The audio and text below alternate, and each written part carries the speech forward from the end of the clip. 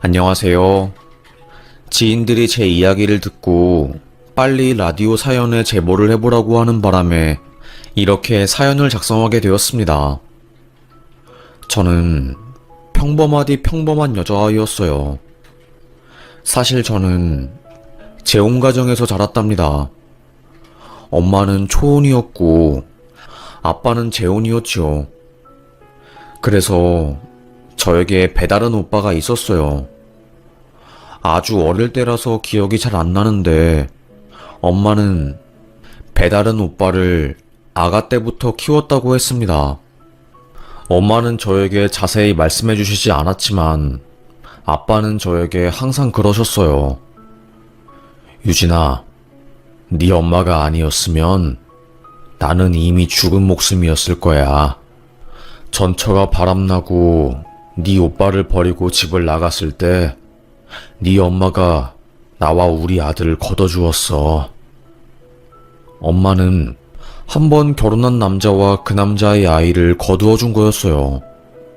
그래서 내가 낳지 않은 아이임에도 불구하고 정성을 다해서 키웠나 봐요. 그때만 해도 아빠는 능력도 좋고 굉장히 잘 나가는 사업가였거든요. 하지만 그런 아빠에게도 문제가 있었습니다.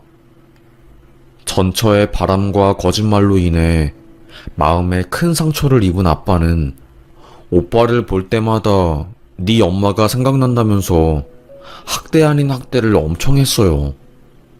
그 어린 나이인 저도 오빠가 아빠에게 맞고 욕먹는 모습을 보면서 파르르 떨릴 정도였으니까요. 네놈 자식이 성적이 이것밖에 안 나와? 이따구로 공부해서 대체 어떻게 이 험한 세상을 살아가려고 그래? 이렇게 살 거면 그냥 나가 죽어. 이상하게 오빠한테만 엄격한 아빠였습니다. 엄마는 그런 아빠를 볼 때마다 여보, 왜 그렇게 애 기를 죽이고 그래요? 제발 그러지 말아요. 이렇게 화를 내면 아무리 공부하고 싶은 애라도 공부하기 싫을 거예요. 네?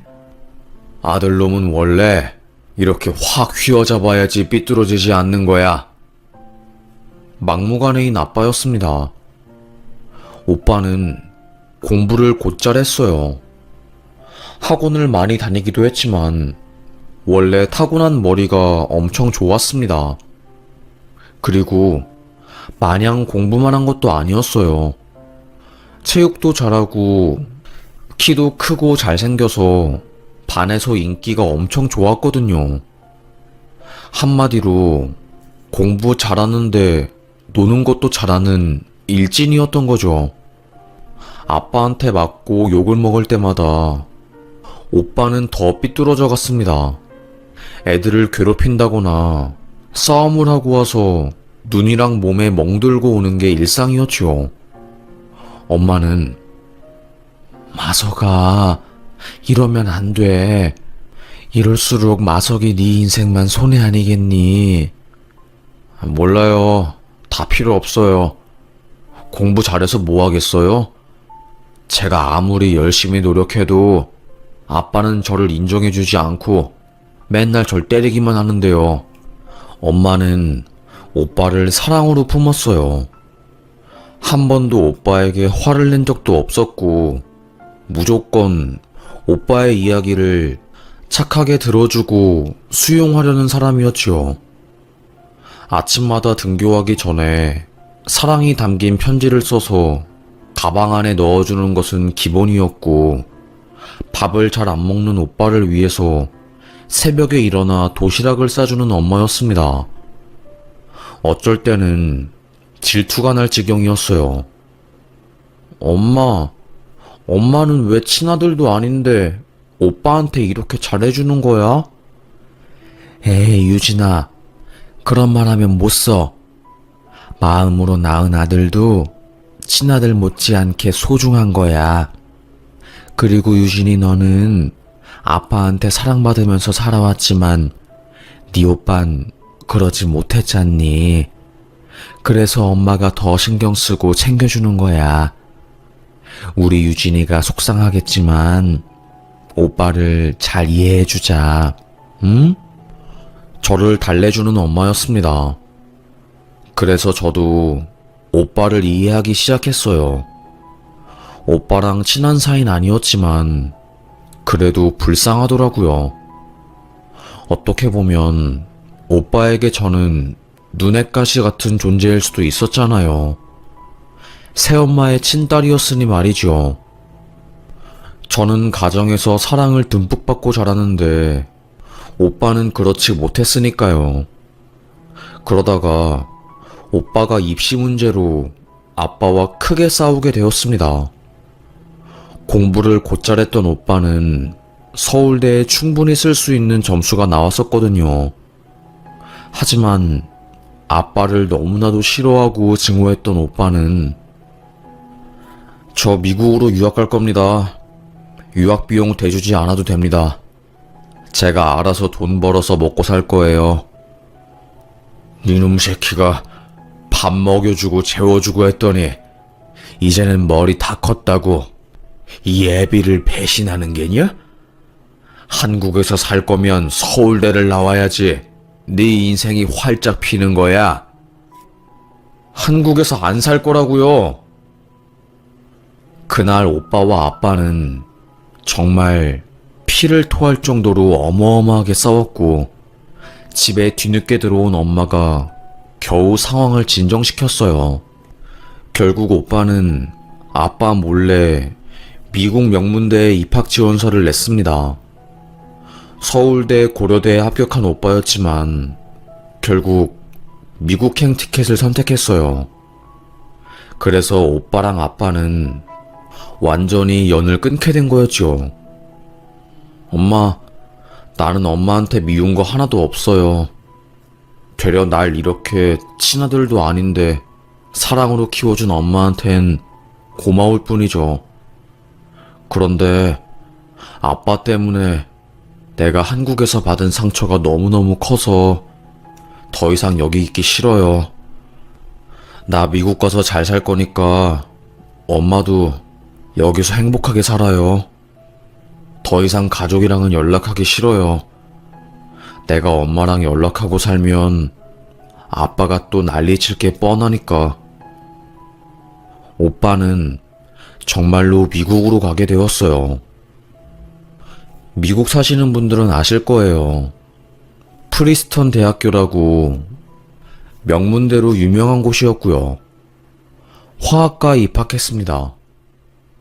오빠랑 제 나이가 띠동갑이 넘었기 때문에 저는 연락하고 지내는 사이는 아니었어요. 뭐 그저 집이 넓어졌다며 그저 순수하게 좋아할 뿐이었죠. 저는 그 뒤로 아빠와 엄마의 사랑을 받으면서 살았고 고등학교에 입학해서 죽어라 공부만 했습니다. 오빠랑은 다르게 저는 공부 머리가 없었어요. 엄마는 그런 저를 보고 네가 아빠를 닮았어야 공부를 잘했을 텐데 엄마가 가방끈이 짧아서 우리 딸이 그걸 닮은 것 같아서 자꾸 미안하네. 사과를 했습니다. 엄마는 중학교만 나오셨거든요.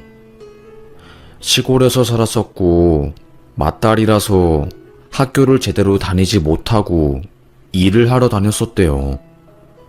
그래서 항상 학업에 대한 미련이 가득하신 분이었죠. 에이 됐어. 내가 공부 못하는 게 왜 엄마 탓이야. 엄마는 엄청 현명하고 지혜롭잖아. 그게 최고인 거지. 앞으로 더 열심히 해서 성적 올리면 되니까 그런 말 하지 마. 저는 정말로 죽어라 한 번 더 공부를 하게 되었고 그 결과 인서울에 합격하게 되었어요. 명문대에 대한 미련이 있었기는 했지만 그래도 서울권에 있는 대학을 간 것 자체로 만족을 했습니다. 이것만으로도 감사했어요. 대학에 간 저는 미팅도 많이 하고 남자친구도 만들었죠. 그러다가 취업 시즌이 오게 되면서 남자친구와 헤어지고 3년간 암흑의 시간을 보냈습니다. 경제가 안 좋으니까 취업도 힘들고 먹고 사는 게 지옥처럼 어렵더라고요.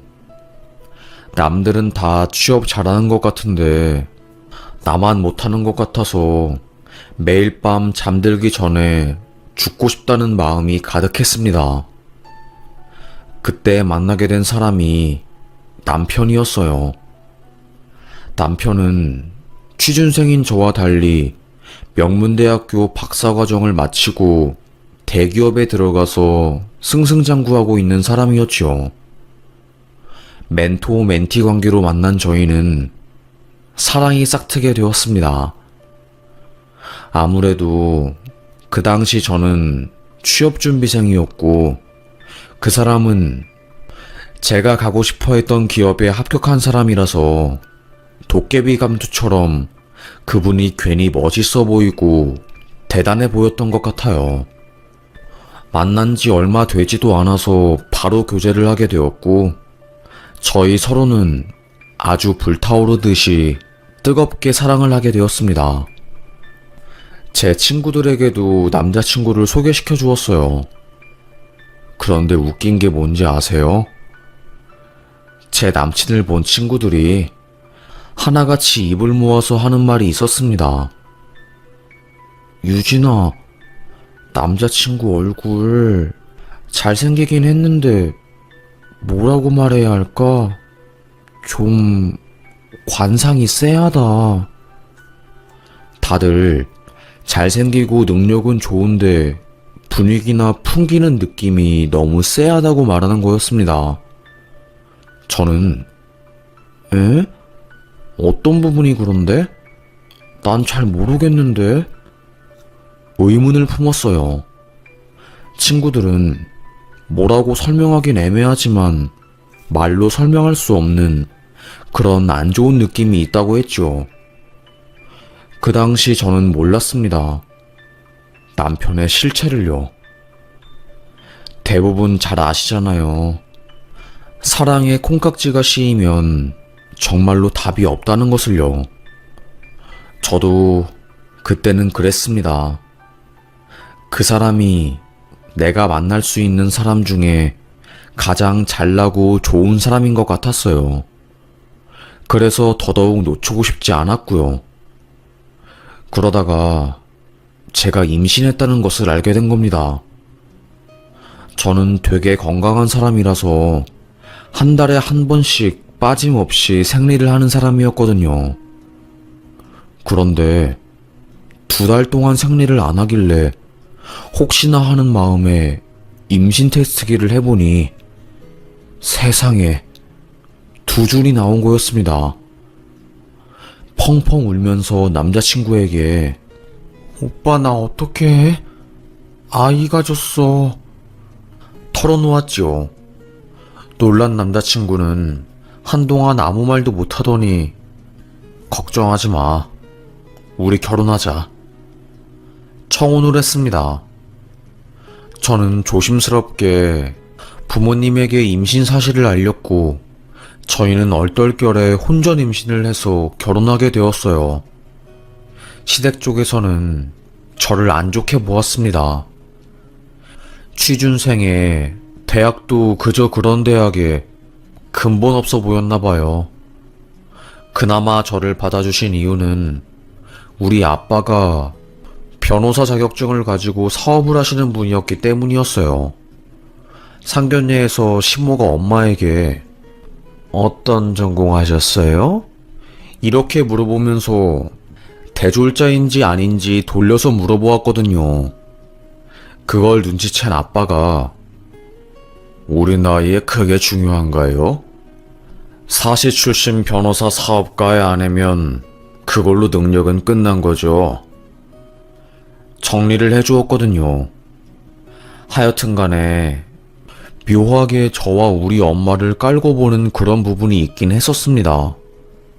찝찝하긴 했지만 아이가 이미 생긴 상황이어서 어떻게 할 수도 없었어요. 혼인신고를 하고 결혼식을 준비하던 중에 제가 유산을 하게 되었습니다. 이미 혼인신고까지 한 상황이라서 결정을 번복할 수도 없었고, 결국에 그냥 운명으로 받아들이자 라고 생각하고 결혼을 하게 되었네요.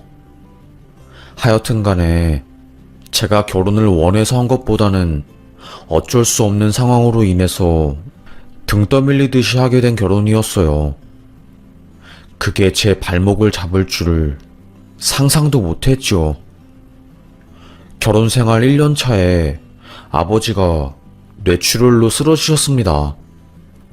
혼자서 기업을 운영하던 아빠는 몸에 과로가 오게 된 거였고, 그게 탈이 나서 결국 쓰러진 거였어요. 병원에서는 마음의 준비를 하시는 게 좋을 것 같습니다. 환자분 상황이 좋진 않아요. 골든타임을 넘긴 후에 병원에 왔기 때문에 저희도 지금으로서 해드릴 수 있는 게 없습니다. 호흡이 불안정하면 기도삽관술을 할 수도 있지만 이건 환자분에겐 너무나도 고통스럽고 힘든 거라서 추천해드리고 싶진 않네요. 결국 아빠는 쓰러진 지 2주 뒤에 돌아가시게 되었고, 그 이후로 엄마는 크나큰 우울증에 빠지게 되었어요. 아빠와 엄마는 정말 서로 사랑하시고 크게 의지하면서 사시는 분이었거든요. 맨날 엄마를 만나러 가면 눈이 팅팅 부어서 빨개져 있었습니다. 엄마, 오늘도 울었어? 울지 말라니까. 아빠는 하늘나라 가서 잘 살고 있을 거야. 정말로 네 아빠 하늘나라 가서 잘 살고 있겠지? 왜 이렇게 보고 싶은지 정말. 애들 다 키워놓고 이제 편하게 여행 다니면서 쉴 날만 남았는데. 에휴. 엄마가 너무 걱정이 된 저는 병원에 가보았습니다. 정신과예요. 몇 가지 검사를 한 결과 엄마는 심한 우울증이었어요.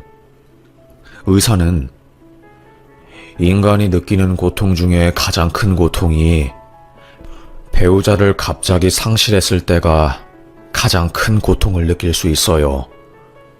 그래서 어머님이 지금 이렇게 힘들어하는 것 같습니다. 집에 있는 시간보다는 사람들을 만나고 어울리는 시간을 늘릴 수 있도록 해보죠. 이 조언을 듣고 엄마가 선택한 게 시장에서 장사를 하는 거였어요. 원래 엄마는 시장에서 국밥을 만들어 팔면서 생계를 유지했었거든요. 그러다가 아빠를 만나게 되면서 가정주부가 된 거였고요. 워낙에 활발하고 사람 만나는 것을 좋아했던 엄마는 시장에서 일하면서 많은 사람들을 만났을 때 자신이 가장 행복하고 살아있음을 느꼈다는 것을 깨닫고 시장에 가게를 내게 된 거였습니다. 저는 엄마가 행복할 수 있는 일이라면 뭐든지 응원하는 사람이었어요. 그런데 체면과 명예를 중요시하는 남편은 엄마의 가게 오픈 소식을 듣고 얼굴을 찡그렸습니다. 아니, 장모님은 왜 많고 많은 장사 중에 하필 시장에서 국밥을 한대? 아휴, 어디 가서 장모님 뭐 하냐고 물어보면 난 이제 뭐라고 말해. 민망해서 말도 못하고. 아휴, 머리 아파 진짜. 미치겠네. 아니, 당신은 우리 엄마 직업이 창피해? 왜 말을 그런 식으로 해? 엄마가 예전에 시장에서 행복하게 일했던 때가 그리워서 다시 일한다고 하잖아. 마음이 토라진 저는 남편에게 화를 냈습니다. 연애 때랑은 다르게 함께 살아보니까 그 누구보다 남의 시선을 의식하면서 사는 게 느껴졌어요. 저는 주말에는 엄마 가게에 가서 일을 도와주었습니다. 성격이 좋아서 금세 시장 사람들과 친해진 엄마는 전보다 훨씬 더 행복해 보이시고 얼굴에 웃음꽃이 피어 있었습니다. 유진아, 엄마가 일하고 나서 많이 웃는 것 같아. 그러니까 엄마, 진짜 다시 일 시작한 거 너무 잘한 일이야. 사람들 속에서 복작복작하게 일하면서 수다 떠는 게 큰 행복이야, 정말로. 엄마는 그 누구보다 시장에서 일하는 것을 사랑하고 사람들과 대화하는 것에서 힐링을 느끼시는 분이었습니다. 하루는 제가 남편에게 자기야, 엄마 가게 한 번도 안 가봤지? 이번에 같이 가서 일 도와드리고 밥도 먹고 오자. 아, 귀찮은데. 나 시장 같은데 잘 안 간단 말이야. 알겠어. 짜증을 팍팍 내면서 남편은 저를 따라왔습니다. 시장 골목골목을 돌아서 엄마의 국밥집에 도착을 했어요. 사람들이 바글바글했고 저는 바로 앞치마를 입고 엄마를 도와드렸죠. 남편은 쭈뼛쭈뼛 서 있더니 무안했던지 본인도 수저통을 날라주면서 엄마를 도와주었습니다. 한바탕 손님들과의 전쟁이 끝나고 한숨을 돌린 뒤 저와 엄마 그리고 남편은 뒤늦은 저녁을 먹었어요. 내가 우리 사위 온다고 해서 수육이랑 맛있는 거 많이 했어. 많이 먹어. 엄마는 아끼던 인삼주를 꺼내서 사위에게 따라 주었어요. 저희 남편이 술이 약한데 또 마시는 거는 엄청 좋아하는 스타일이었거든요. 처음에는 엄마가 주는 술을 넙죽넙죽 받아 먹었습니다. 얼굴이 벌게지면서 술이 점점 달아오르기 시작했어요. 남편의 가장 단점 중에 하나가 술을 마시면 말을 막 한다는 거였어요.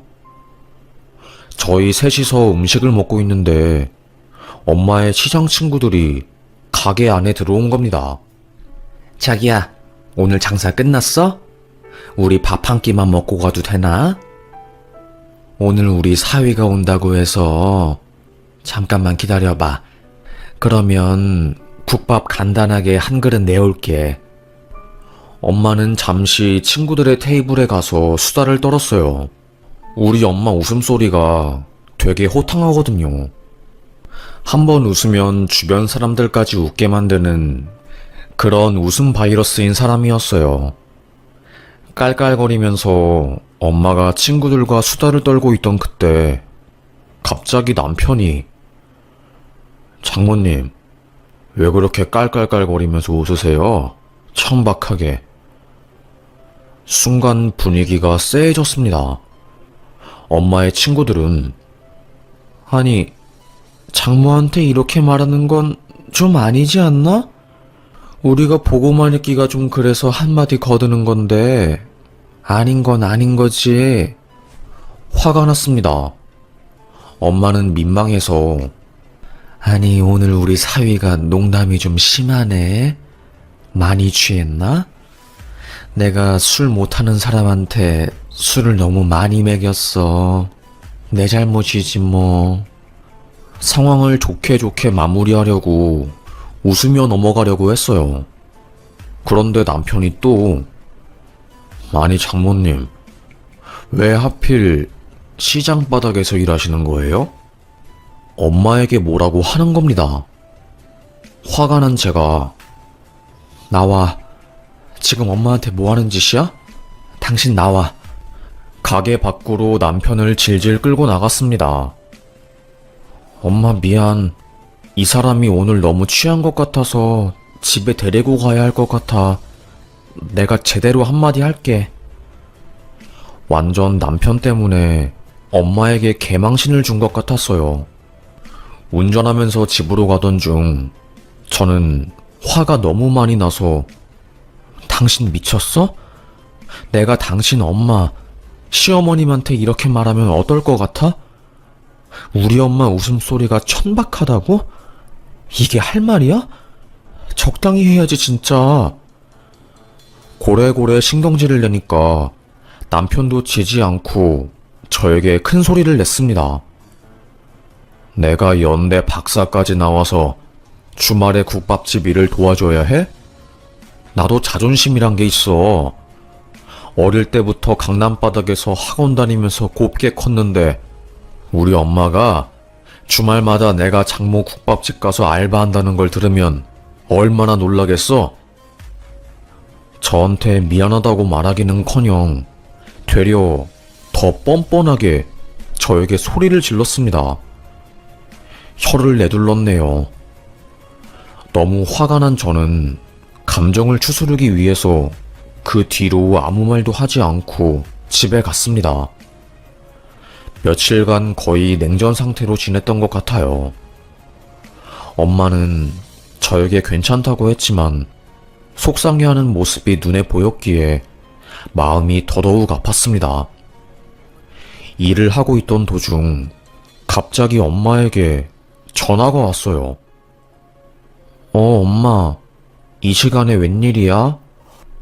따님 되시냐요?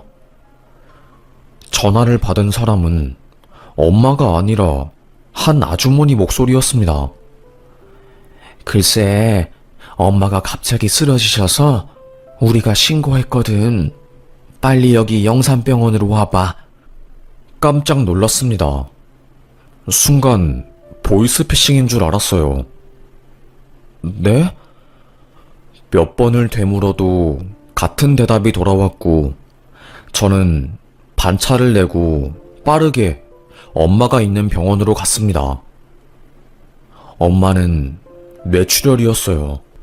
다행히 일을 하시다가 증상이 발현된 거였고 그걸 본 손님들과 사람들이 바로 119에 전화를 해서 응급조치를 빠르게 할 수 있었습니다. 다행히 손님 중에 간호사가 있어서 더 일사천리로 상황이 정리되었다고 하더라고요. 놀란 저는 펑펑 울면서 엄마가 죽는 건 아닌가 싶어서 너무 불안했고요. 남편에게 전화를 했고 미국에서 일을 하고 있는 오빠에게도 거의 몇 년 만에 처음으로 전화를 했습니다. 오빠는 아빠가 돌아가셨을 때도 한국에 오지 않았었는데 엄마가 아프다는 말에 화들짝 놀라서 저에게 뭐라고? 그게 진짜야? 일단 내가 한국에 들어가기 전까지 네가 엄마 잘 돌봐주고 있어. 곧 갈 거니까. 저를 안심시켜 주었어요. 웃긴 게 사위란 놈은 엄마가 아파서 병원에 입원해 있고 응급실에서 정밀검사를 받고 있는데 대기실 의자에 앉아서 애니팡을 하고 있더라고요. 애니팡은 핸드폰 게임이었습니다. 당신 미쳤어? 장모가 아픈데 핸드폰 게임을 하면서 실실 쪼개고 싶어? 아, 또 왜 시비야. 중간에 회사 반차 내고 나왔으면 된 거지. 그럼 여기 소파에서 펑펑 울면서 앉아 있어야 해? 말이 안 통하는 남자였습니다. 다행히 엄마는 심한 뇌출혈은 아니었어요. 스트레스랑 이것저것 상황이 겹쳐져서 컨디션이 안 좋았던 거였죠.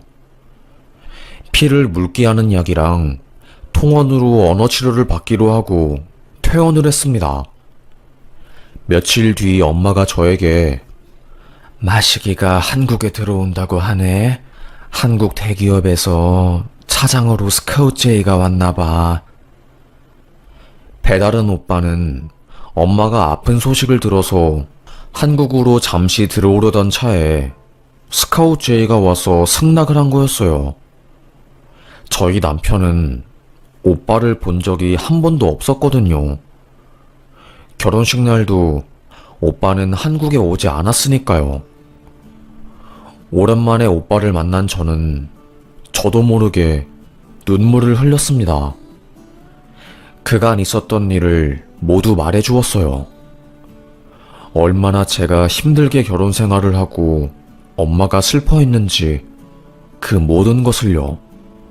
오빠도 눈물을 글썽이면서 엄마에게 내가 너무 바보같이 살았던 것 같아. 아무리 미국이라도 결국에 고향은 못 이기더라고. 너무 그리웠어. 이 모든 게. 아버지가 싫어서 무작정 미국으로 갔는데 이렇게 힘든 인생이 펼쳐질 줄은 몰랐네. 그 경쟁이 강한 땅에서 동양인으로서 살아남겠다고 혼자서 마음고생, 몸고생 많이 한 오빠였습니다. 남편은 오빠를 보자마자 아랫사람 보듯이 대하더라고요. 뭐 배다른 오빠이고 별 볼 일 없는 사람 취급한 거였죠. 유진아, 저놈 원래 저렇게 싸가지가 없냐? 내가 쟤보다 나이가 적어도 10살은 더 많고 능력도 좋을 텐데. 모르겠어. 나도 요즘 남편 때문에 힘들어 죽겠어. 우리 엄마한테 한 짓도 그렇고 정말 이혼 생각이 간절하다니까. 왜 내 친구들이 관상이 안 좋으니까 결혼 말고 그냥 연애용으로 만나라고 한지 알 것 같아. 그런데 공교롭게도 오빠가 발령받은 회사가 저희 남편이 근무하는 곳이었어요. 같은 부서에 차장으로 들어간 오빠는 저희 남편보다 직급이 더 높은 거였죠. 오빠에 대해서 아무것도 모르는 남편은 여전히 저희 오빠를 아랫사람 취급할 뿐이었습니다. 회사에서 완전히 기를 죽여놨대요. 남편이 엄마에게 저지른 무례한 짓을 거울 치료하는 것처럼 똑같이 보여줬답니다. 원래 회사에서 그렇게 천박하게 웃나? 웃음소리가 아주 옆 파티션에까지 다 들릴 정도야. 그날 남편이 저희 오빠에게 한 소리 듣고 온 뒤 집에서 얼굴을 붉게 붉히면서 난리를 쳤어요. 아니, 나한테 뭔 미운 감정 있대? 왜 그렇게 회사에서 망신을 주는 건데? 그래, 프리스턴 대학교 나오고 MBA까지 했으면 인재는 많네. 그래도 선은 지켜야 할 거 아니야. 당신이 말 좀 해봐. 미치겠어. 내가 체면이 살질 않는다고. 몰라, 난. 알아서 해. 둘이서 해결해봐. 난 몰라. 모르는 척 발뺌을 했습니다. 오빠는 저희 남편을 더 갈궜대요. 그도 그럴 것이 예의 없이 엄마에게 막말한 사이놈을 이때 아니면 기강을 못 잡을 것 같아서 같은 회사에서 만난 김에 기를 팍 죽여놓은 거였죠. 남편은 오빠가 회사에 들어간 이후로 얼굴이 완전히 죽상이 되었어요. 맨날 술 마시고 집에 오느라 정신을 못 차렸고, 그럴수록 남편에 대한 정은 팍팍 떨어져 갔습니다. 언제까지 그렇게 술 마시고 다닐 거야? 진짜 이혼하고 싶다는 거야? 뭔 소리야. 내가 왜 술 마시는데? 당신 오빠 때문에 이렇게 된 거 아니야? 진짜 당신이랑은 말이 안 통한다. 저희 둘의 앙금은 더더욱 깊어져 갔습니다. 그러던 와중에 갑자기 오빠에게서 연락이 왔어요. 유진아, 오후에 시간 되면 잠깐 만나자. 오빠를 만난 저는 깜짝 놀랄만한 이야기를 들었습니다. 고개를 푹 숙이면서 한숨을 쉰 오빠는 저에게 서류 뭉탱이를 하나 건네더라고요. 이게 뭐야? 너 이혼해라. 그 서류는 남편이 회사에서 여자랑 바람 피우는 증거들이 들어있는 자료였어요. 이게 뭐냐고 오빠에게 되물었습니다. 알고 보니 남편은 저 몰래 회사에서 오피스 와이프를 만들어 놓고 살고 있었던 거였어요. 그러다가 며칠 전에 그 여자 남편이 이 사실을 알고 회사에 찾아와서 회사를 쑥대밭으로 만들어 놓았다고 하더라고요. 여자 머리채 잡고 제 남편 발로 차고 난리도 아니었다고 합니다. 그 남자가 유도 선수였다고 하더라고요. 그래서 직원들이 경찰서에 신고하고 회사 내부 물건들 다 망가지고 거의 난장판이었답니다. 그걸 알게 된 오빠가 저희 남편 뒷조사를 하게 되었고, 직원들 조사 결과 바람 피웠다는 것을 알게 되어서 저에게 말해준 거였죠. 그딴 놈이랑은 헤어지고 더 좋은 사람 만나. 내가 괜찮은 놈 소개시켜줄게. 아무리 해도 그렇지. 이건 아니야, 유진아. 저는 안 그래도 이혼하고 싶은 마음이 굴뚝 같았는데 그 마음에 불을 지피게 된 거였어요. 뒤도 안 돌아보고 바로 이혼 전문 변호사 찾아가서 증거 자료를 주고 변호사 선임을 하게 되었습니다. 아무래도 유리하다 보니까 이혼 소송은 어렵지 않게 흘러갔어요. 상간녀 소송에서 이겨서 위자료 3천만 원을 받게 되었고요. 그리고 재산 분할이랑 나머지 것들도 전부 저에게 유리하게 책정이 되었어요. 그렇게 약 1년간의 소송 끝에 저는 그 남자와 완전히 남남이 되었고요. 남편은 회사에서 퇴사를 했다고 하더라고요. 안 그래도 저희 오빠가 남편을 안 좋아하는 상황에서 불륜 사건까지 터지니까 더 이상 회사를 다니지 못한 거였죠. 지나갈 때마다 사원들이 수군덕거리고 인간 취급도 안 해줬으니까요. 대기업에서 중견기업으로 이직을 했다네요. 그 중견기업 직원들도 아니, 스펙도 이렇게 좋고 대기업 다니는 사람이 왜 우리 회사로 이직한 거야? 말이 되게 많았다고 합니다. 하지만 업계는 좁잖아요. 결국 다 소문이 난 거죠. 전 회사에서 불륜질 하다가 쫓겨났다는 것을요. 이직한 회사에서도 거의 왕따처럼 살고 지금은 거의 알코올 중독 걸리기 직전인 것처럼 막장으로 살고 있다고 합니다.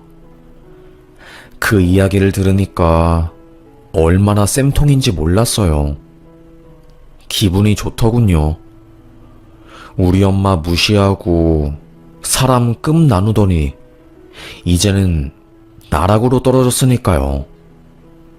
오빠는 저에게 어릴 때는 아빠가 너만 좋아하고 날 싫어해서 네가 괜히 싫었는데 미국에서 살다 보니까 결국 내 곁에 있어줄 사람은 가족뿐이더라.